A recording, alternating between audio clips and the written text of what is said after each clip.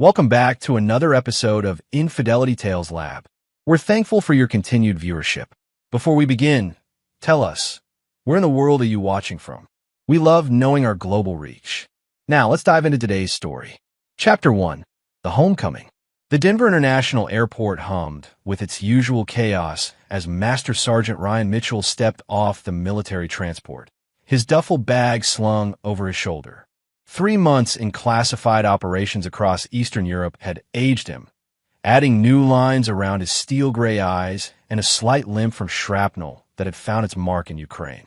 At 38, Ryan carried himself with the controlled precision of a man who'd spent 15 years in Army Special Operations, someone who'd learned that survival meant never showing weakness. His phone buzzed as he cleared security. Victoria's name flashed on the screen, and for a moment, his weathered face softened. 3 months away from his wife of 16 years, away from their twins Emma and Dylan, now 15. The deployment had been brutal, but the thought of home had kept him going through the worst of it. He answered on the second ring. "Hey, beautiful. Just landed. I'll grab a cab and stay there." Victoria's voice was cold, clinical, not the warm greeting he'd expected. "I packed your bags and took all the money. It's over. Kids chose boarding school over you." Ryan's hand tightened on the phone. Around him, travelers hurried past, but everything seemed to slow, the familiar sensation he'd felt in combat when bullets started flying. His training kicked in, assess, analyze, adapt. But this wasn't enemy fire. This was his wife of 16 years delivering a calculated execution. "Vicky, what are you?" "Don't. Just don't. Tyler's here with me. We've been planning this for months. The house is sold, the accounts are emptied, and the kids want nothing to do with you. You were never here anyway." "Tyler." The name hit him like a gut punch. Tyler Brooks, the personal trainer Victoria had hired 8 months ago. The pretty boy with the artificial smile who'd somehow wormed his way into his home while Ryan was serving his country. "Where are Emma and Dylan?" "Safe. Away from you. They know what kind of father you really are, absent, controlling, emotionally unavailable. They chose to go to Westfield Academy rather than live with you." Westfield Academy, the elite boarding school that costs $60,000 a year. Money that should have been in their joint accounts. Money that represented years of combat pay and hazard bonuses. Ryan's voice remained steady, though inside, something cold and calculating was awakening. "I see. That's it? That's all you have to say?" He looked around the busy terminal, at families reuniting, at normal people living normal lives. But Ryan Mitchell wasn't normal people. He was a man trained to infiltrate, to destroy, to eliminate threats with surgical precision. And he'd just been given a new mission parameters. "As you wish," he said quietly. Victoria must have expected anger, threats, pleading. The calm acceptance in his voice seemed to unnerve her. "Ryan, this is better for everyone. You can start over, find someone who..." He hung up. For several minutes, Ryan stood motionless in the middle of the terminal, his mind processing the situation with the same methodical approach he'd used to plan operations in hostile territory. Victoria had made one critical error in her calculations. She'd assumed she was dealing with a man who'd left 3 months ago, a devoted husband and father who'd trusted completely, who'd never questioned her sudden interest in fitness or the new clothes, or the way she'd become secretive with her phone. But the man standing in the airport wasn't that man anymore. 3 months of black operations had stripped away whatever softness remained in Ryan Mitchell. He'd killed 11 enemy combatants with his bare hands, had extracted intelligence through methods that would make most people sick, had learned that mercy was a luxury that got good men killed. Ryan pulled out his phone and scrolled through his contacts, stopping at a name most people would find unremarkable: Danny's Pizza, Chicago. It wasn't a pizza place. Danny Torino was an old teammate from Delta Force who transitioned into private security consultation, the kind of work that didn't appear on tax returns and dealt with problems that couldn't be solved through legal channels. He placed a call. "You're early," Danny's gravelly voice answered. "Thought you weren't due back for another week. Change of plans. I need a favor." "Name it." "Everything on Victoria Mitchell, formerly Victoria Kendall, and Tyler Brooks, personal trainer, works out of Elite Fitness in Cherry Creek. I want backgrounds, financial records, daily routines, Weaknesses, pressure points. Everything. A pause. This sounds personal. It is. Budget. Ryan thought about the emptied accounts, the sold house, the children who'd been turned against him. No limit. Jesus, Ryan. What happened? My wife decided to declare war on the wrong man. After ending the call, Ryan made his way to the rental car counter. The perky blonde clerk smiled at him with practiced customer service enthusiasm. Welcome to Denver. Are you here for business or pleasure? Ryan's smile was cold, predatory. Business. As he drove through the familiar streets of Denver toward what had been his home, Ryan began planning. Victoria thought she'd checkmated him, but she'd made the fundamental error of underestimating her opponent. She'd seen a soldier, a provider, a man who'd trusted her completely. She hadn't seen the predator. Ryan Mitchell had spent 15 years learning how to dismantle lives, how to find pressure points and exploit them, how to turn people's strengths into weaknesses. He'd toppled governments, eliminated high-value targets, and broken men who'd thought they were untouchable. And Victoria had just given him a new target. The house, his house, the one they'd bought when the twins were born, sat empty in the driveway. A sold sign decorated the front yard like a declaration of victory. But as Ryan sat in the rental car, studying the property he'd paid for with 15 years of military service, he wasn't thinking about loss. He was thinking about war. Chapter 2. Intelligence Gathering. The Marriott downtown wasn't where Ryan had expected to spend his first night back, but it would serve as a temporary command center. He checked in under an alias, a habit that would serve him well in the coming weeks. The room was Spartan, functional, exactly what he needed. Danny's first data package arrived at 0200 hours, delivered through encrypted channels that would make NSA cryptographers proud. Ryan spread the printouts across the hotel room's desk like a general planning an invasion. Victoria Kendall Mitchell, 36, born in Phoenix to middle-class parents. College dropout after 2 years studying art therapy. Met Ryan at a USO event in Colorado Springs when he was stationed at Fort Carson. Classic military wife trajectory. Married young. Followed him through 3 bases before settling in Denver when he transferred to special operations. But the interesting details were in the recent months. Credit card records showed a pattern of expensive purchases. Designer clothes, jewelry, high-end restaurants. Always with Tyler Brooks. The affair had been going on for 10 months. Not 8 as Ryan had calculated. Tyler Brooks was even more interesting. 28, former minor league baseball player who'd washed out due to a cocaine habit he'd apparently beaten. Personal trainer for 3 years, specializing in lifestyle transformation for wealthy housewives. 2 DUIs, 1 domestic violence charge that had been dropped, and a bankruptcy filing from 2 years ago. Most interesting of all, Tyler had a gambling problem that he thought he'd hidden. Owed $47,000 to a bookie named Sal Torino, Danny's cousin who operated out of Vegas. Ryan's phone buzzed. Danny, you see the connection? I see it. How quickly can your cousin apply pressure? He's been wanting to send a message anyway. Brooks has been ducking payments for 6 weeks. But Ryan, you sure about this? Once this ball starts rolling. I'm sure. What's the end game here? Ryan looked at the photos Danny had included Victoria and Tyler at expensive restaurants, laughing, holding hands, playing house with money Ryan had bled for. Complete destruction. I want them to lose everything, trust no one, and understand exactly who they chose to cross. And the kids. They made their choice. Ryan's voice carried no emotion, but inside, something twisted. Emma and Dylan's betrayal cut deeper than Victoria's. He'd changed diapers, taught them to ride bikes, helped with homework through video calls from combat zones. But they'd chosen boarding school over him, chosen a life funded by his sacrifice but without his presence. No forgiveness.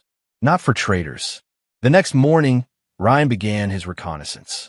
Elite Fitness sat in an upscale shopping center in Cherry Creek, all glass and chrome, and beautiful people working on their beautiful bodies. He parked across the street with a clear view of the entrance and settled in to observe. Tyler appeared at 8:15 a.m., driving a red BMW that was worth more than most people's annual salary. Interesting, considering the bankruptcy filing and the gambling debts. Ryan noted the license plate, the parking spot Tyler preferred, the casual way he surveyed the lot before entering. The habits of a man who thought he was clever. Victoria arrived at 10:30 a.m. for what appeared to be a regular session. Ryan watched through binoculars as she and Tyler embraced in the parking lot, Tyler's hands lingering on her body with the familiarity of ownership. She was wearing new workout clothes, expensive brands that Ryan's deployment pay had funded.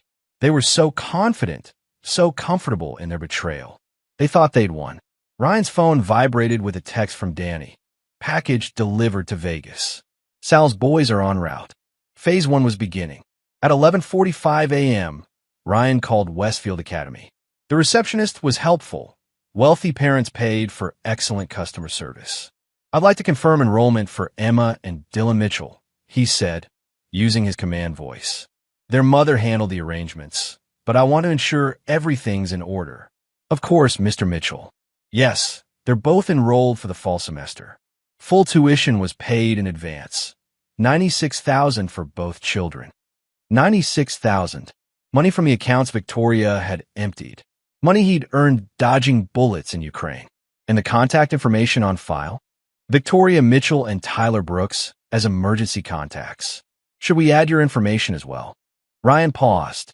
Tyler Brooks was listed as an emergency contact for his children. The man who'd stolen his wife was now positioned as a parental figure for Emma and Dylan. "That won't be necessary," Ryan said quietly. "Thank you." After hanging up, Ryan sat in the rental car, staring at the fitness center where his wife was probably letting her lover's hands roam over the body that had once belonged to him. 15 years of marriage, 15 years of trust, 15 years of building a life together, reduced to a financial transaction and a custody arrangement that painted him as the outsider. But Victoria had forgotten something crucial about the man she'd married. Ryan Mitchell didn't lose. He'd never lost a mission, never failed to eliminate a target, never left an enemy standing. And he wasn't about to start now. His phone rang. Unknown number. "Daddy." Emma's voice hit him like shrapnel. His 15-year-old daughter, the little girl who used to wait by the window for him to come home, who'd cried when he deployed, who'd sent him care packages filled with homemade cookies and drawings. "Emma." "Sweetheart, where are you?" "At the academy." "Daddy, I'm sorry. Mom said, she said you were dangerous, that you'd changed, that being around you wasn't safe for us anymore. She said the war made you different." Ryan's grip tightened on the phone. Victoria had used his service, his sacrifice, as a weapon against him. She turned his children into casualties of her betrayal. "What do you think, Emma? Do you think I'm dangerous?" A long pause. "I don't know anymore. Tyler says soldiers come back broken, that you might hurt us without meaning to. And you've been gone so much, and when you are home, you're always so controlled. Like you're not really there." "And Dylan?" "He feels the same way." "Yeah, we talked about it. We thought maybe if we went to school, it would give you time to get better, to get help." Ryan closed his eyes. They weren't betrayers. They were children who'd been manipulated by experts. A mother who knew exactly which emotional buttons to push and a predator who specialized in psychological manipulation. "Emma, I want you to listen to me very carefully. Your mother and Tyler lied to you. About me, about why I've been away, about everything. But I need you to stay where you are for now. Can you do that?" "Daddy, are you okay? You sound different. I'm going to fix this. All of it. But I need you and Dylan to trust me one more time. Stay at the academy, don't talk to Tyler or your mother about this conversation, and wait for me to contact you again. Are you coming to get us?" Ryan looked across the street at the fitness center, where his wife was building a new life on the ashes of their marriage. "Yes, but first, I have some business to take care of." After Emma hung up, Ryan sat in silence, processing this new intelligence. The children weren't enemies. They were prisoners of war, held by enemy combatants who'd used psychological warfare against them. That changed the mission parameters slightly, but not the ultimate objective. Victoria and Tyler still had to pay. Chapter 3, The First Strike. The call came at 3:17 a.m., 3 days after Ryan's conversation with Emma. He answered on the first ring, fully awake, a habit that had kept him alive through multiple deployments. "It's done." Danny's voice carried a note of dark satisfaction. Sal's boys found Brooks at an underground poker game in Commerce City. Seems he was trying to win back what he owed, doubled down instead. Now he's in for $93,000. And Sal's boys can be very persuasive. Brooks has 72 hours to pay in full, or they start collecting interest in ways that'll affect his pretty boy looks. Ryan smiled in the darkness of his hotel room. What about the other thing? Your lawyer friend came through. Turns out Victoria filed for divorce 3 weeks ago, claiming abandonment and irreconcilable differences. She's asking for alimony, child support, and half of everything, including your military pension. The audacity was breathtaking. Victoria had planned this operation with military precision, probably with Tyler whispering strategies in her ear during their late-night planning sessions. But like most amateurs, they'd made critical errors. She doesn't know about the overseas accounts. Not yet, but her lawyer will find them eventually. No, he won't. Ryan's voice carried the cold certainty of a man who'd spent years hiding assets in countries that didn't cooperate with U.S. financial investigations. What else? Brooks is panicking.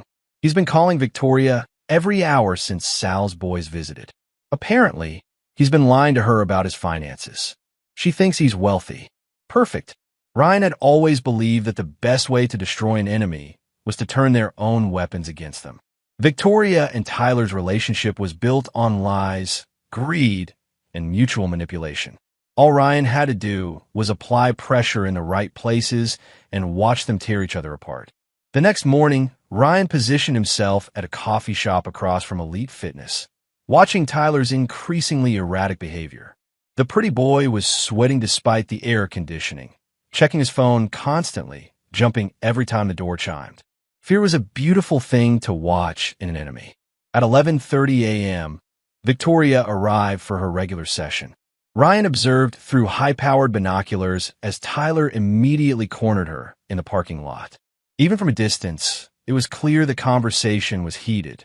Victoria's body language shifted from confused to angry to alarmed as Tyler spoke. Ryan's phone buzzed with a text from a burner number. Need $93K. Emergency. Can't explain over phone. Meet me at our place at 2. The text hadn't been sent to Ryan. Danny's tech specialist had cloned Tyler's phone and was now monitoring all communications. Victoria would receive that message in exactly 30 seconds. Her response came quickly. What? Why? We agreed no secrets. Tyler's reply. Life or death situation. Trust me. Bring checkbook. Ryan watched Victoria storm into the fitness center, her perfect world beginning to crack at the edges. Tyler followed, his swagger replaced by the desperate movements of a cornered animal. Phase 2 was about to begin. At 2 p.m., Ryan followed Victoria to their place, a luxury apartment Tyler had rented in her name 6 weeks ago. Another financial obligation she'd taken on without realizing the trap being built around her. Danny's intelligence had revealed that Tyler had been planning to leave Denver with Victoria's money all along, but the gambling debt had accelerated his timeline. Ryan parked 3 blocks away and used surveillance equipment to monitor the apartment.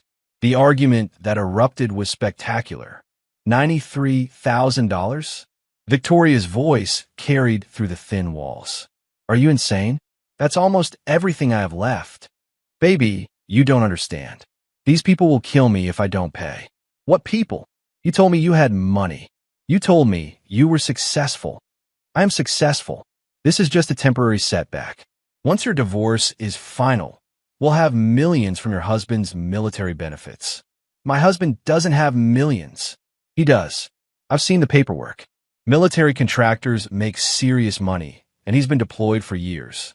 Trust me, baby. I know what I'm doing. Ryan smiled grimly. Tyler had been feeding Victoria lies about his financial situation, just as he'd been lying about Ryan's. The con man was being conned by his own greed. I'm not giving you $93,000 for gambling debts. It's not gambling debts. It's an investment opportunity that went bad. You're lying. God, you're actually lying to me right now. The sound of glass breaking echoed from the apartment. Victoria was learning what Ryan had known for months, that Tyler Brooks was a predator who specialized in manipulation. The difference was that Ryan had never trusted him. His phone buzzed with another intercepted text, this one from Victoria to her sister in Phoenix. I think I made a terrible mistake. Call me. By 4 p.m., Victoria had stormed out of the apartment, leaving Tyler alone with his panic and his debts. Ryan followed her home, to the house that should have been his home, and watched her pace the living room through the windows, cell phone pressed to her ear. That evening, Ryan received a call from his daughter Emma. Daddy?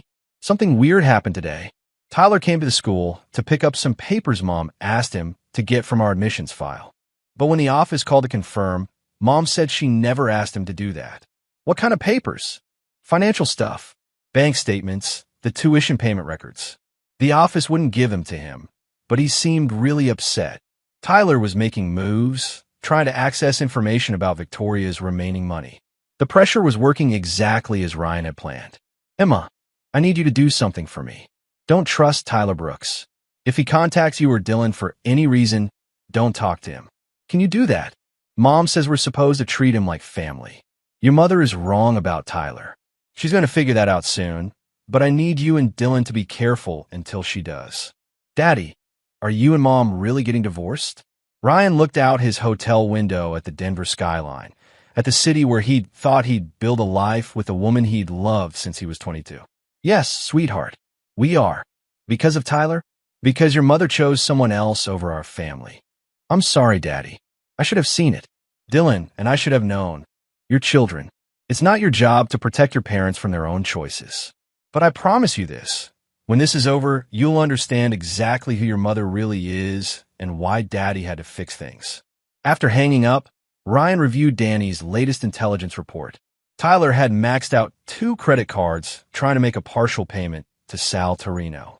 Victoria had transferred $60,000 to a separate account, insurance money she was hiding from Tyler.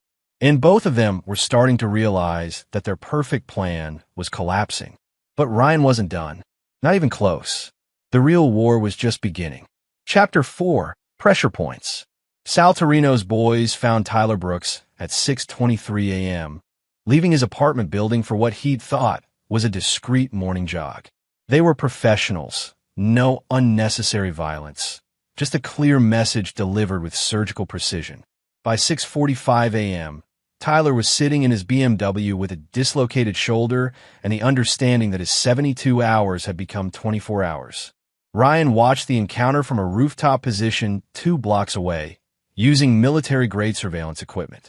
Tyler's face went through the entire spectrum of fear as the reality of his situation crystallized. He wasn't dealing with some abstract threat anymore. These were serious people who solved problems with creative applications of pain. The beauty of using Tyler's existing debts was that Ryan's fingerprints were nowhere on the escalation. Sal Torino was simply collecting money legitimately owed to him. The fact that this collection happened to coincide with Ryan's timeline was just fortunate timing. Tyler's first call was to Victoria. Ryan monitored the conversation through the clone phone network Danny had established. Baby, I need that money now. Not next week, not tomorrow. Today. Tyler, you sound different. Are you hurt? I'm fine, but I won't be if I don't get $93,000 by tonight. That's impossible. The banks aren't even open yet, and I don't have access to that much cash immediately. Then get access. Liquidate something, call your lawyer. I don't care what you have to do. Victoria's voice shifted from concern to suspicion. Why didn't you tell me about this before? We've been planning our future together for months, and you never mentioned owing money to dangerous people. It's complicated. No, it's not complicated. You lied to me, just like you probably lied about having money of your own. The line went quiet for several seconds. Ryan could practically hear Tyler's mind racing, trying to find an angle that would save him. Victoria, listen to me. If I don't pay these people, they won't just hurt me. They'll hurt anyone connected to me. That includes you. It was a masterful manipulation, using Victoria's fear to override her growing suspicions. But Ryan had anticipated this move. Tyler would now have to explain why dangerous people might target Victoria, which would lead to questions about what else he'd been hiding. What do you mean, anyone connected to you? These aren't normal people. They don't care about collateral damage. Tyler, what exactly did you do? Gambling? Drugs? What? Does it matter? The only thing that matters is getting them their money before tonight. Yes, it matters. I have children to think about. Ryan smiled grimly. Victoria was beginning to understand that her knight in shining armor was actually a liability. The next few hours would determine whether her greed would override her survival instincts.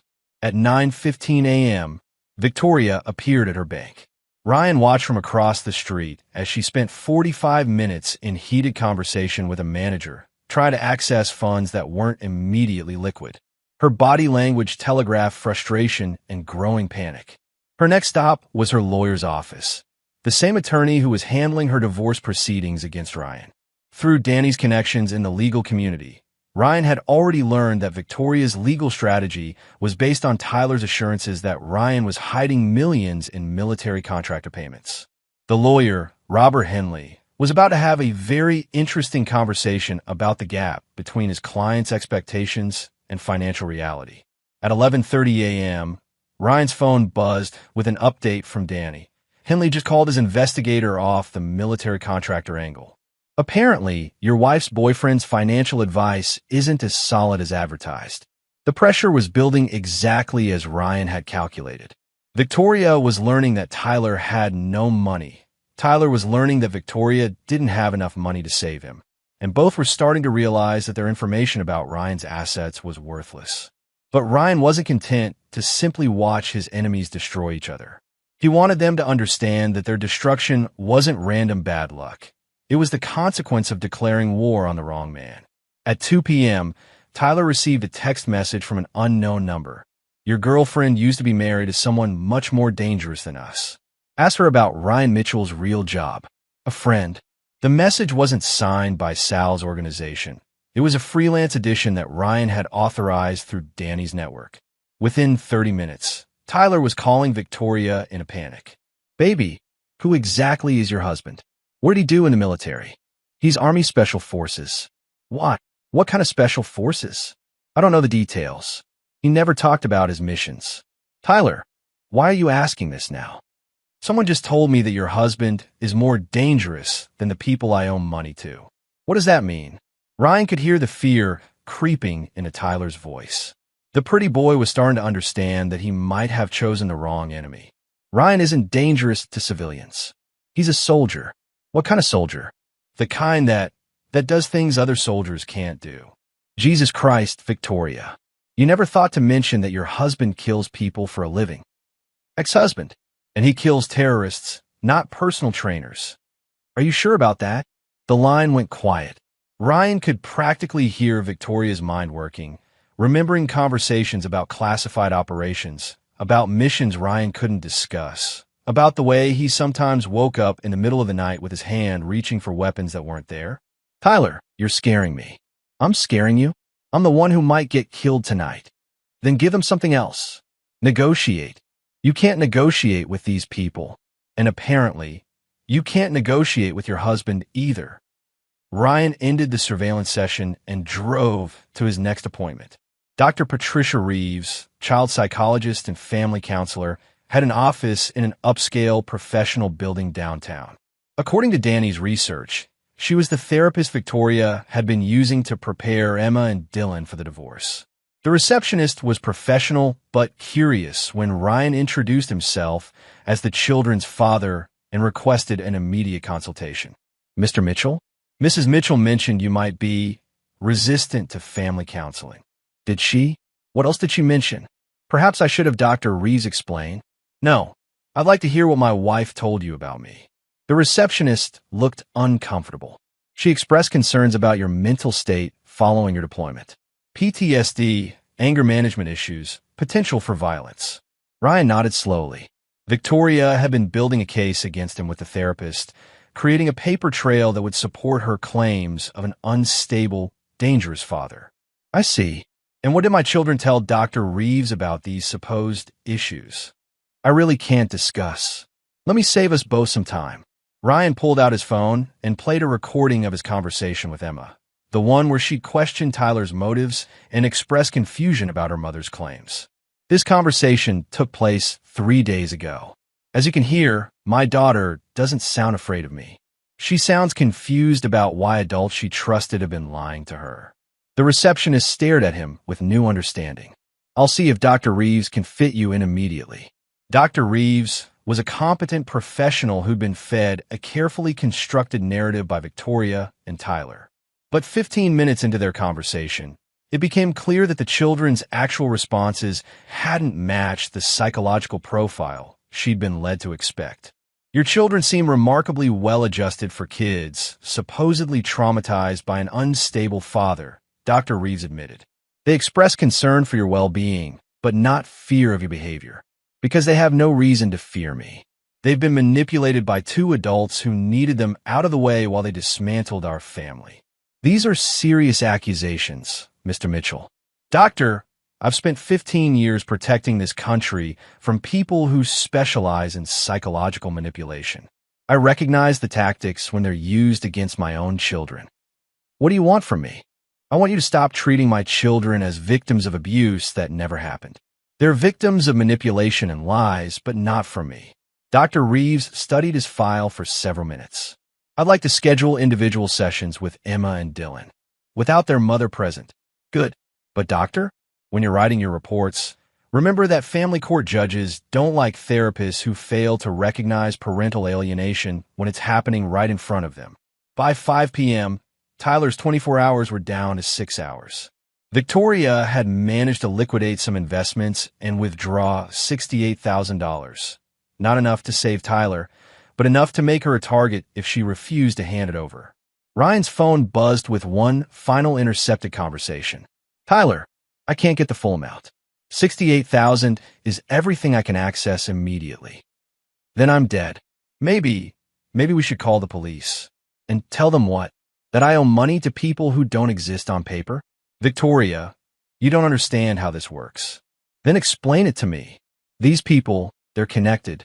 They have legitimate businesses, lawyers, politicians on payroll. If I go to the police, I'm signing my own death warrant. What about Ryan? Could he help? Tyler's laugh was bitter. Your husband? The guy we've been stealing from and lying to for months? The guy who kills people for the government? Yeah, I'm sure he'd be happy to help. Maybe if we gave the money back, if we apologized. Victoria, your husband isn't the forgiving type. You said so yourself. He never forgets anything, never lets go of a grudge. We crossed him, and now we're paying for it. You think Ryan is behind this? I think your husband is a lot smarter and a lot more dangerous than either of us realized. Ryan smiled as he listened to his enemies finally begin to understand the depth of their mistake. But understanding was just the beginning. They hadn't even seen his real move yet. Chapter 5, The Trap. The abandoned warehouse in Commerce City had been Danny's idea, neutral ground where Tyler could make his payment without risking a public scene. What Tyler didn't know was that the warehouse had been under surveillance for the past week, every entrance and exit monitored by Ryan's team. At 10:47 p.m., Tyler arrived with Victoria in her Mercedes, carrying a gym bag that supposedly contained $68,000. Ryan watched from a concealed position as they sat in the car, having what appeared to be a final argument before Tyler got out and walked toward the warehouse alone. Victoria's phone rang immediately. She answered, and Ryan could see her talking frantically to someone, probably Tyler's contact inside, trying to negotiate for more time or a payment plan. But Tyler wasn't meeting with Sal Torino's people tonight. He was meeting with Danny, who was posing as a collector willing to take partial payment in exchange for services Tyler didn't yet know he needed. Through his earpiece, Ryan monitored the conversation happening inside the warehouse. $68,000, Tyler said, his voice tight with fear. It's everything I could get on short notice. That leaves $25,000 outstanding, Danny replied in an accent that suggested Eastern European origins. How do you propose to handle this shortage? I need more time. My girlfriend has more money coming in a few weeks when her divorce finalizes. Divorce can be complicated. What if her ex-husband decides to fight? What if the money gets tied up in legal proceedings? He won't fight. He's military, deployed all the time, doesn't pay attention to details. She's already got his accounts cleaned out. Danny's laugh was cold. You think a special operations soldier doesn't pay attention to details? You think a man trained to hunt and kill doesn't notice when someone steals from his family? The silence in the warehouse was profound. Ryan could practically hear Tyler's mind working, trying to process the implications. What are you saying? I'm saying you've been played, kid. Your girlfriend's husband isn't some absent soldier boy. Ryan Mitchell is the kind of man who destabilizes governments for breakfast. And you just stole his money and his family. That's impossible, Victoria said. Victoria said what she needed to say to justify what she wanted to do. But here's the thing about special operators. They're very good at finding people who think they can't be found. Ryan watched Tyler stumble out of the warehouse 15 minutes later, his face pale and his hands shaking. The conversation had accomplished two objectives. Tyler now understood that he was dealing with forces beyond his comprehension, and he was carrying a tracking device that Danny had slipped into his jacket pocket. Victoria was waiting in the car, and their conversation was immediate and heated. What did they say? Did they take the money? We have a bigger problem than the money. What do you mean? Your husband. He's not what you think he is. Tyler, you're scaring me. What happened in there? They knew about Ryan. They knew exactly who he was and what he does for a living. Victoria, we're not dealing with some heartbroken soldier. We're dealing with someone who kills people professionally. You're being paranoid. Am I? Think about it. How many coincidences have happened in the past week? The gambling debt suddenly becoming urgent, right, when we're trying to finalize our plans? The banks freezing your accounts for routine security checks? The kids suddenly asking questions about Tyler? None of this is random. Victoria's silence lasted almost 30 seconds. You think Ryan is behind this? I think your husband has been planning this since the moment he got your text at the airport. From his surveillance position, Ryan watched Victoria's world begin to collapse as she realized the scope of her miscalculation. She'd thought she was leaving a soldier. She'd actually declared war on someone who'd spent 15 years perfecting the art of psychological warfare. But Ryan wasn't done. The tracking device in Tyler's pocket would lead them exactly where he wanted them to go. At 11:30 p.m., Tyler and Victoria drove to the luxury apartment Tyler had rented in her name, the one she'd been paying for without realizing it was a trap. As they climbed the stairs to the third floor, they didn't notice the professional-grade surveillance equipment that had been installed throughout the building. They also didn't notice that all of Tyler's gambling debts had been purchased by a shell company Danny controlled, which meant Sal Torino's boys were no longer the immediate threat. The immediate threat was about to knock on their door. At 11:45 p.m., two men in expensive suits arrived at the apartment building. They weren't thugs. They were lawyers, representing a collection agency that had just purchased Tyler's outstanding obligations. The perfectly legal kind of pressure that left no room for negotiation. Ryan listened through surveillance as they delivered their message.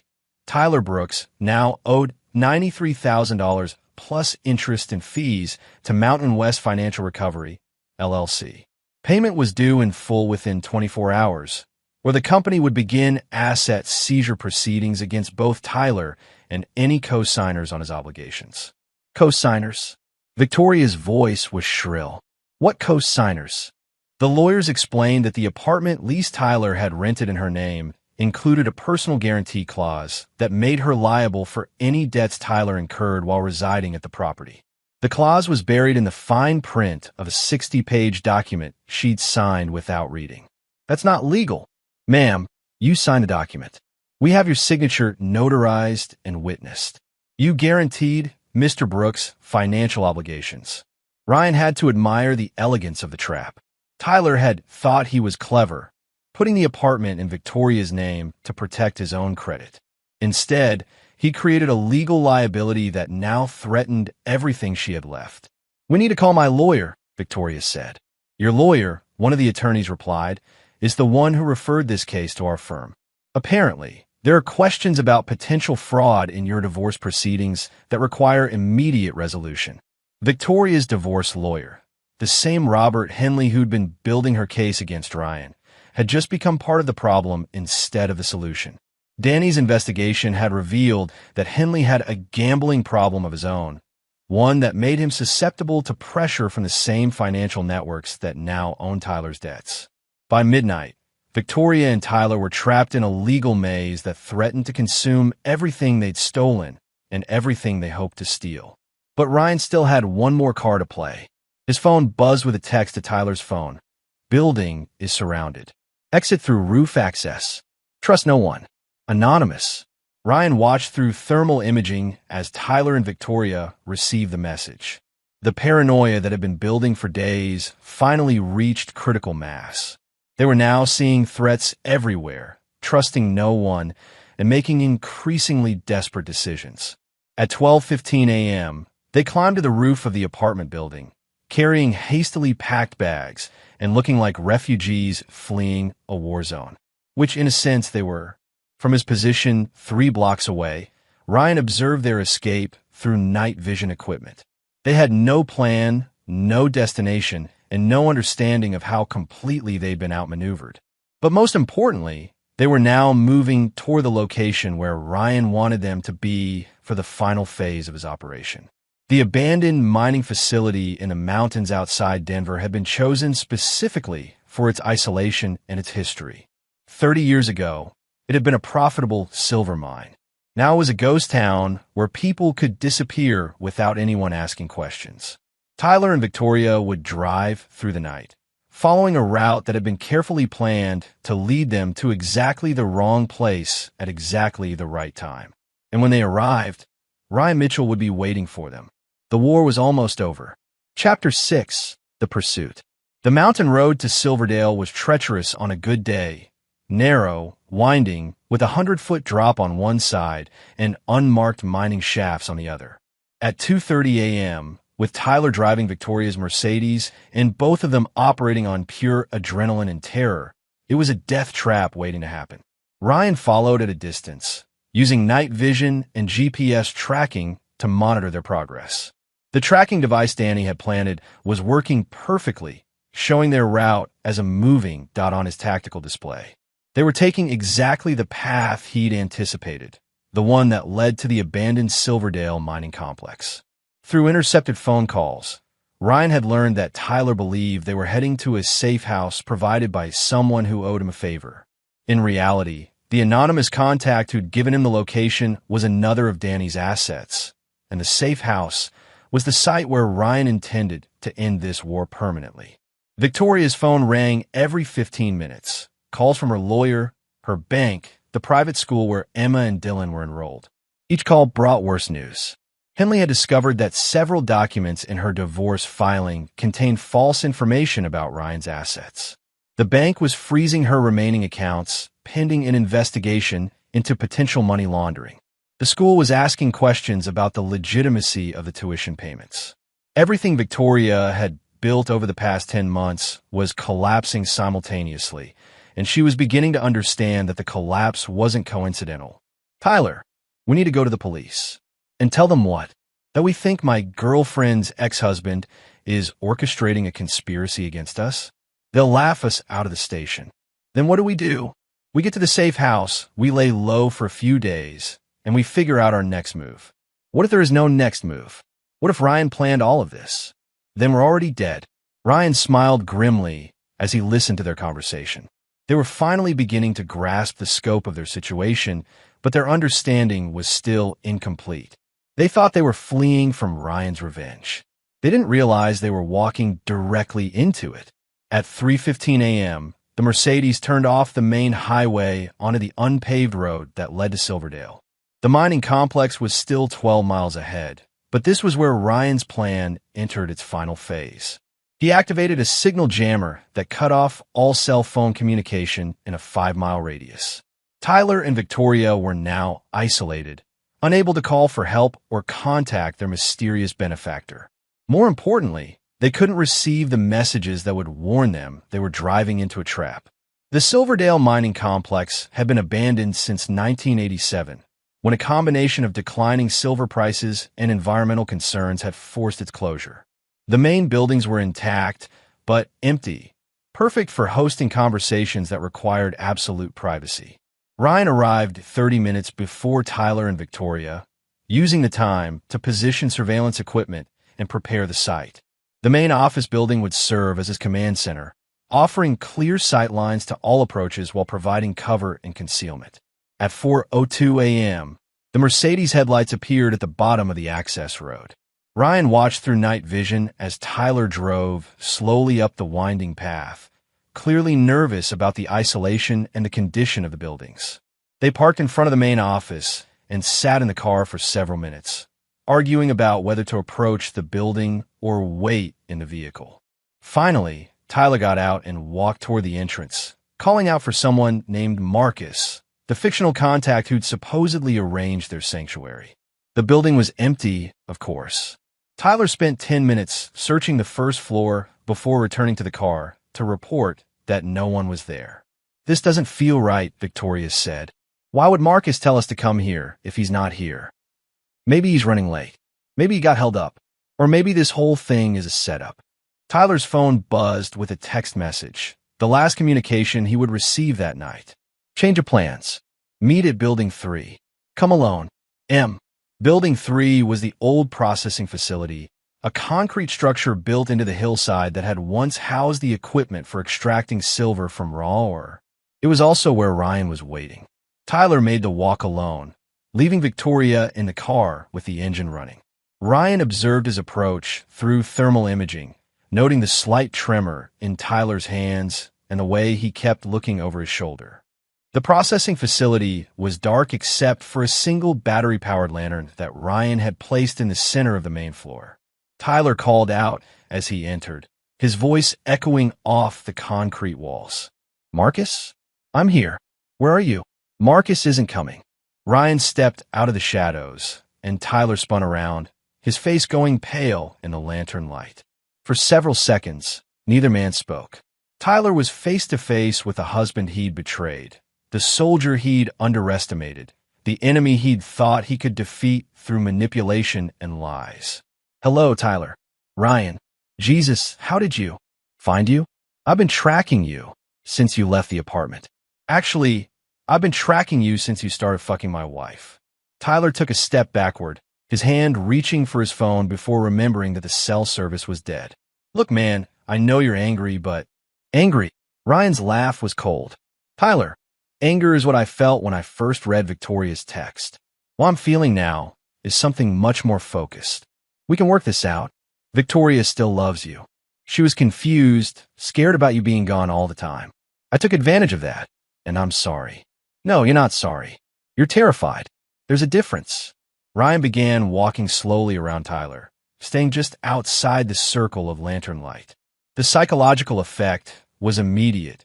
Tyler started turning to keep Ryan in sight, but the constant movement made him dizzy and disoriented.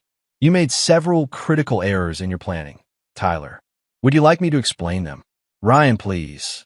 "First, you assumed I was a typical soldier, someone who follows orders and doesn't think strategically. But I'm not typical, am I, Tyler? I'm the kind of soldier who gets sent to solve problems that can't be solved through conventional means." Tyler's breathing was becoming rapid and shallow. Panic was setting in. "Second, you assumed that Victoria understood what kind of man she was married to. But Victoria never asked about my real job, never wanted to know about the classified operations or the special skills I've developed over 15 years of very specialized service. What do you want from me? Third, and most importantly, you assumed that I would react emotionally instead of tactically. You thought I'd either beg Victoria to come back or make stupid mistakes because I was hurt. Instead, I treated this like any other mission."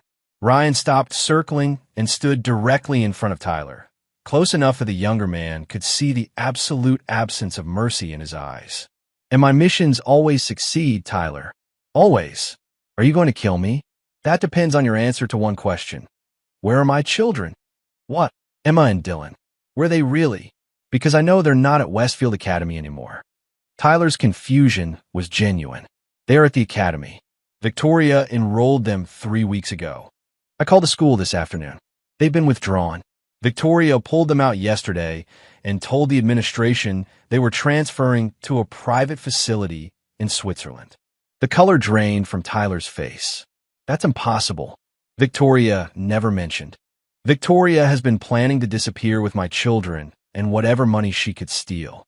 You, Tyler, were never part of the long-term plan. You were a useful idiot who helped her justify leaving her marriage and provided cover for her real agenda. No, she loves me. We're building a life together. You were building a fantasy while she was building an escape route. The question is, are you going to help me find my children, or are you going to die protecting the woman who's been lying to both of us? Tyler stared at him, the full scope of his situation finally becoming clear. Victoria had played him as completely as he'd thought he was playing Ryan. But now Ryan was offering him something Victoria never had, a chance to survive his mistakes. I don't know where they are, Tyler said quietly. I swear to God, Ryan, I don't know. Ryan studied Tyler's face, using skills developed through years of interrogating enemy combatants. Fear, confusion, and genuine ignorance. Tyler was telling the truth. Then you and I are going to find out together. Chapter 7. The Reckoning. Victoria had been waiting in the Mercedes for 27 minutes when the first shots echoed from the processing building. 3 sharp cracks that could have been gunfire or could have been the old structure settling in the mountain cold. But when Tyler didn't emerge after 5 more minutes, she knew something had gone very wrong. Her hands shook as she tried to start the engine, but the car wouldn't turn over. The battery was dead, impossible, since they'd driven here without any problems. Unless someone had sabotaged the vehicle while Tyler was inside. Through the windshield, she saw a figure walking toward her from the processing building. Not Tyler's confident swagger, but the measured stride of someone who moved with military precision. Even in the darkness, she recognized the silhouette. Ryan. Victoria fumbled for the door handle, but the locks had been engaged remotely. She was trapped in a dead car while her husband approached with the calm deliberation of a predator who'd finally cornered his prey. He reached the driver's side window and gestured for her to roll it down. When she didn't comply, he tapped gently on the glass with what appeared to be Tyler's cell phone. Victoria, we need to talk. Where's Tyler? Her voice was muffled by the window, but Ryan could hear the fear. Tyler is indisposed, but he's been very helpful in clarifying a few things about your plans. What plans? The Swiss boarding school, the numbered accounts, the new identities. Ryan's smile was cold. Tyler was surprised to learn that he wasn't included in your exit strategy. Victoria's face went pale. I don't know what you're talking about. Open the door, Victoria. We can do this the easy way or the hard way, but we're going to do this. She hit the button to roll down the window a few inches. Ryan, please. We can work this out. Can we? The same way you worked out our marriage? The same way you worked out Tyler's gambling debts? The same way you worked out turning our children against me? The children love you. They're just confused. The children are missing. Ryan's voice carried a note of menace that made Victoria shrink back in her seat. Emma and Dylan were withdrawn from Westfield Academy yesterday. Their current location is unknown. Their safety is now my primary concern. They're safe. They're with my sister in Phoenix. Your sister who died in a car accident 6 months ago. Victoria's mouth opened and closed silently. She'd forgotten that Ryan knew about her sister's death, forgotten that her carefully constructed lies had obvious gaps that any trained investigator would spot immediately. Victoria, you have approximately 30 seconds to tell me where my children are before I stop asking politely. They're with a private security company in Switzerland. It's a legitimate service for high-net-worth families who need protection during sensitive situations. What kind of sensitive situations? Divorce proceedings where one parent might pose a threat to the children's well-being. Ryan nodded slowly. You hired a company to hide our children from me because you convinced them I was dangerous. You are dangerous. Look at what you've done to Tyler. Look at what you've done to us. What I've done is respond to an attack on my family using appropriate tactical measures. What you've done is kidnap my children. It's not kidnapping. I'm their mother. You're a mother who filed false police reports claiming I was unstable. You're a mother who convinced a therapist that I was abusive without any evidence. You're a mother who turned my own children against me using psychological manipulation techniques. Ryan leaned closer to the window. Most importantly, you're a mother who removed my children from U.S. jurisdiction to prevent me from exercising my parental rights. Victoria was crying now, tears streaming down her face as the full scope of her legal exposure became clear. International child abduction was a federal crime, one that would result in decades in prison. I was protecting them. From what? From a father who never raised his voice to them?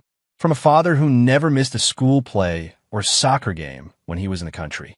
From a father who spent 15 years putting his life on the line so they could grow up safe and free. From a father who kills people for a living. I eliminate threats to American security. It's a job I'm very good at, and it's the reason you live in a nice house and the children went to good schools and you never had to worry about money. Ryan's voice dropped to barely above a whisper. But you know what the most important part of my job is, Victoria? She shook her head.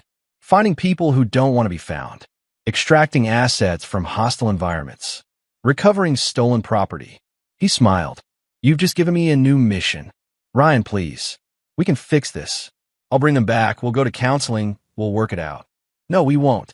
Because this stopped being about our marriage the moment you involved our children in your exit strategy. Ryan pulled out his phone and showed her the screen. It displayed a map of Europe with a blinking red dot in Switzerland. I've already located them. Emma's cell phone is still active, and she sent me a text message 3 hours ago asking when I was coming to get them. Victoria stared at the phone in horror. That's impossible. The company took their phones. The company took the phones you knew about. Emma has been carrying a secondary device I gave her before my last deployment. Standard protocol for military families in case of emergency communications. You've been tracking our children? I've been protecting our children. From threats I didn't know included their own mother. Ryan opened the car door remotely and gestured for Victoria to get out. She complied slowly, her legs unsteady as she stood in the cold mountain air. What happens now? Now you're going to call your contact at the security company and arrange for Emma and Dylan to be returned to U.S. custody immediately. And if I refuse, then I'll handle the extraction personally, which would be unfortunate for everyone involved, since I wouldn't feel constrained by the same legal limitations that govern your private security company. Victoria understood the threat. Ryan would recover his children with or without her cooperation, but her cooperation might be the only thing that prevented the situation from becoming an international incident. If I make the call, what happens to me? That depends on how quickly you can make this right. And Tyler? Ryan's smile was predatory. Tyler is learning about the consequences of poor decision-making. Victoria's hands trembled as she dialed the number. The conversation was brief and conducted in German, but Ryan's linguistic training allowed him to follow the key points. The children would be returned to a neutral location in Geneva within 48 hours, where they could be officially transferred to their father's custody. It's done, she said after hanging up. Good. Now we wait. For what? For my children to come home, and for you to face the consequences of trying to steal them. Victoria looked around the abandoned mining complex, at the empty buildings and the dark mountains that surrounded them. Are you going to kill me? Victoria, I've spent the last week systematically destroying everything you thought you'd built with Tyler. Your relationship, your finances, your legal strategy, your escape plan, all of it is gone. You have no money, no allies, no future, and no children. So yes, you're going to kill me. No, I'm going to let you live with the knowledge of what you've lost and why you lost it. Death would be mercy. This is justice. Ryan walked back toward the processing building, leaving Victoria alone beside her disabled car with no way to leave and nowhere to go. In 48 hours, he would be reunited with Emma and Dylan. Victoria would be facing federal charges for international child abduction. And Tyler Brooks would be learning that some enemies are too dangerous to make and too unforgiving to survive. The war was almost over. Chapter 8. Geneva. The Hotel de Bergs overlooked Lake Geneva with the kind of understated elegance that attracted diplomats, international businessmen, and people who needed to conduct sensitive negotiations away from prying eyes. Ryan had chosen it specifically because the Swiss took neutrality seriously and because the hotel security was professional enough to handle situations that might become complicated.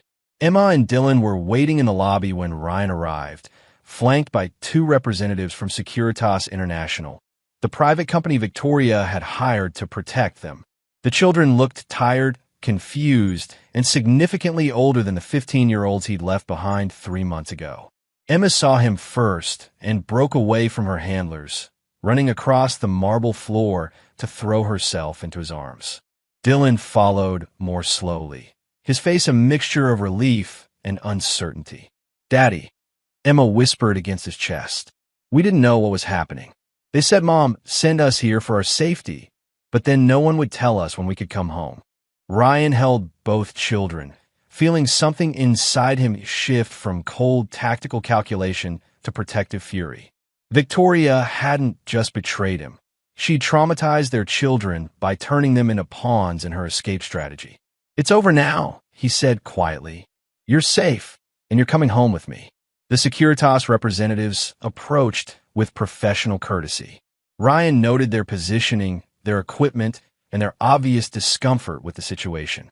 They were legitimate security contractors who'd been hired under false pretenses. "Mr. Mitchell, I'm Andreas Weber, Operations Manager for Securitas International. We need to discuss the circumstances under which your children were placed in our care." "What circumstances were you told?"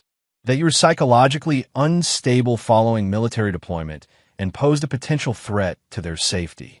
We were provided with documentation from a licensed therapist and a family court filing that supported these claims." Ryan smiled grimly. "And when did you realize that documentation was fraudulent?" Weber's expression confirmed Ryan's suspicion.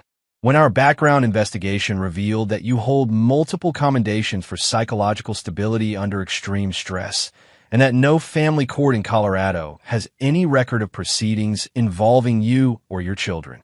"How long have you known?" 48 hours. "We began making arrangements for their return as soon as we discovered the discrepancies." "And my wife's payment for your services?"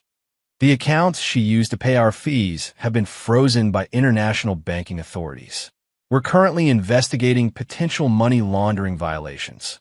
Ryan nodded.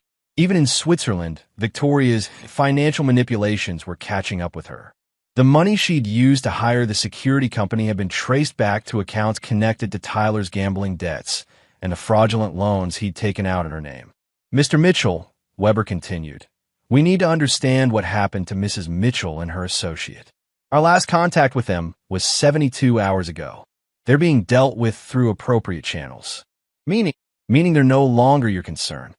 Weber studied Ryan's face and apparently decided not to press the issue. "The children are free to go with you immediately. We've prepared all necessary documentation for their departure." An hour later, Ryan was sitting with Emma and Dylan in a quiet restaurant near the hotel, listening to their account of the past 3 days. The picture that emerged was of a mother who'd become increasingly desperate and erratic as her plans unraveled. "She called us the night before we left," Dylan said.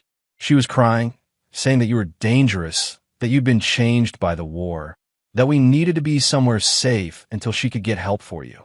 "Did you believe her?" Emma and Dylan exchanged glances. "We didn't know what to believe," Emma admitted. "You have been different since you got back. Quieter, more serious. And Tyler kept saying things about soldiers who came back broken." "What kind of things?" "That PTSD made people violent. That sometimes soldiers hurt their families without meaning to. That maybe it would be better if we gave you space to get help." Ryan felt the cold fury building again. Tyler and Victoria hadn't just manipulated the children's fears. They'd weaponized those fears against him. "Do you want to know what really happened while I was deployed?" Both children nodded. "I was part of a team that rescued 43 American civilians from a terrorist compound in Eastern Europe. We spent 6 weeks planning the operation, 2 weeks infiltrating the area, and 4 hours executing the rescue. Every civilian survived. None of my team was killed. Mom said you were doing secret things, dark things. I was doing necessary things. Things that kept people like you safe from people who would hurt you for being American, for being free, for being everything those terrorists hate about our way of life." Dylan leaned forward. "Then why did Mom say you were dangerous?" "Because your mother was planning to leave me and take you both out of the country. She needed a reason that would make you cooperate and make the authorities believe her story. So she invented a narrative about a dangerous, unstable father." "But Tyler said whatever your mother told him to say. Tyler was never interested in your well-being, Emma. He was interested in your mother's money and her willingness to help him escape his gambling debts." Both children were quiet for several minutes, processing the implications. "Are we going home now?" Dylan asked finally. "Yes, But there are some things you need to understand. Your mother is going to face serious criminal charges for taking you out of the country without legal authority. Tyler is facing charges related to fraud and conspiracy. Your lives are going to be different from now on. Different how? You'll live with me. You'll finish high school in Denver. You'll have counseling to help process what's happened. And you'll learn that sometimes the people who claim to protect you are actually the ones you need protection from. Emma reached across the table and took his hand. Daddy, are you going to forgive Mom? Ryan looked at his daughter, 15 years old, trying to understand how the adult in her life had failed her so completely. No, sweetheart, I'm not. But she's our mother. She's a woman who kidnapped my children and tried to steal my life. The fact that she gave birth to you doesn't excuse what she's done. Will we ever see her again? That depends on a lot of factors that haven't been decided yet. As they walked back to the hotel to collect their belongings, Ryan's phone buzzed with a text from Danny. Package delivered to appropriate authorities. Both subjects in federal custody. Cleanup complete. Victoria and Tyler were now in the hands of law enforcement officials who would handle the remaining details. Ryan's war was officially over. But for Emma and Dylan, the healing was just beginning. Chapter 9, New Foundations. 6 months later, Ryan stood in the kitchen of their new house in Lakewood, watching Emma and Dylan get ready for school. The house was smaller than their previous home, but it was theirs, bought with money that Victoria couldn't touch, in a neighborhood where Tyler Brooks would never be welcome. The legal proceedings had concluded with the kind of efficiency that came from having overwhelming evidence and defendants who couldn't afford competent representation. Victoria had been sentenced to 8 years in federal prison for international child abduction and conspiracy to commit fraud. Tyler had received 12 years for fraud, extortion, and violation of his parole terms from previous convictions. Both had attempted to implicate Ryan in various crimes during their trials, but their credibility had been destroyed by months of documented lies and manipulation. The jury had seen them as exactly what they were, predators who targeted the wrong family and paid the price for their miscalculation. Emma and Dylan had testified in closed session about the psychological manipulation they'd endured. Dr. Reeves, the family therapist, had provided expert testimony about parental alienation and its effects on children. The evidence had been so overwhelming that both defendants had eventually accepted plea agreements rather than face even longer sentences. Dad, are you going to the parent-teacher conference tonight? Emma asked as she grabbed her backpack. Wouldn't miss it. How's the algebra coming? Better. Mr. Patterson says I might be able to skip ahead to advanced math next semester. Ryan smiled. Emma's grades had improved dramatically once she was out from under the stress of living in a household built on lies and manipulation. Dylan had made similar progress, though he still struggled with trust issues that would take time to resolve. Dylan, you ready for the science fair? Almost. Just need to finish the presentation. Dylan paused at the door. Dad, do you think Mom will try to contact us when she gets out? It was a question both children asked periodically, usually when they were processing their emotions about the divorce and everything that had happened. She'll be eligible for parole in 5 years if she demonstrates good behavior and completes the required counseling programs. Whether she tries to contact you will depend on whether she's learned to take responsibility for her choices. Do you think she has? Ryan considered the question carefully. The last communication he'd received from Victoria had been a letter filled with accusations, self-pity, an attempt to shift blame to everyone except herself. She showed no signs of understanding the scope of her betrayal or its impact on their children. I think your mother believes she was justified in everything she did. Until that changes, she'll remain dangerous to both of you. But she's our mom. Yes, she is. And that makes what she did even more unforgivable. After the children left for school, Ryan sat in his home office reviewing the final reports from Danny's investigation. Every loose end had been tied up, every potential threat neutralized. Tyler's gambling associates had been paid off through the seizure of his assets. Victoria's divorce lawyer had been disbarred for filing fraudulent documents. The private security company had refunded their fees and implemented new verification procedures. The war was over, but Ryan remained vigilant. He'd learned that the people closest to you could become the most dangerous enemies, and he would never again make the mistake of trusting completely. His phone rang. "Danny, how are the kids adjusting?" "Better, every day. Emma made honor roll last semester, and Dylan joined the robotics club." "And you?" Ryan looked around his office, at the pictures of Emma and Dylan, at the commendations from his military service, at the life he'd rebuilt from the ashes of his marriage. "I'm exactly where I need to be." "Any regrets?" "About what?" "About how far you took it. You could have just divorced her, fought for custody, moved on with your life." Ryan considered the question. "Danny, she stole my children and tried to erase me from their lives. She turned them against me using psychological warfare techniques. She planned to disappear to another country with money she'd stolen from accounts I'd funded with 15 years of combat pay. And she chose to make war on someone who's very good at war. The only thing I regret is that she and Tyler didn't understand the consequences of their choices before they made them. You destroyed their lives completely. They destroyed their own lives. I just ensured that the consequences caught up with them faster than they expected." That evening, Ryan sat in the bleachers at Emma's soccer game, watching his daughter play with the confidence of a young woman who was learning to trust the world again. Dylan sat beside him, working on homework while keeping one eye on the game. "Dad," Dylan said during halftime, "sometimes kids at school ask about Mom. What should I tell them?" "Tell them the truth. That your mother made choices that hurt our family, and now she's facing the consequences of those choices. Will they understand? Some will, some won't. But understanding other people's situations isn't your responsibility, Dylan. Taking care of yourself and being honest about what happened is. Do you think we'll be okay? As a family, I mean." Ryan looked at his son, 15 years old, thoughtful, resilient despite everything he'd been through. "I think we're going to be better than okay. I think we're going to be stronger than we ever were before. Because we survived what Mom and Tyler did to us. Because we learned that family isn't just about blood relationships. It's about people who choose to protect each other, who choose to tell the truth even when it's difficult, who choose to put the family's well-being above their own desires." As the game resumed, Ryan reflected on the path that had brought them to this point. Victoria had thought she could discard him like an inconvenient soldier who'd outlived his usefulness. Tyler had thought he could prey on a military family without consequences. Both had learned that some enemies are too dangerous to make and too unforgiving to survive their mistakes.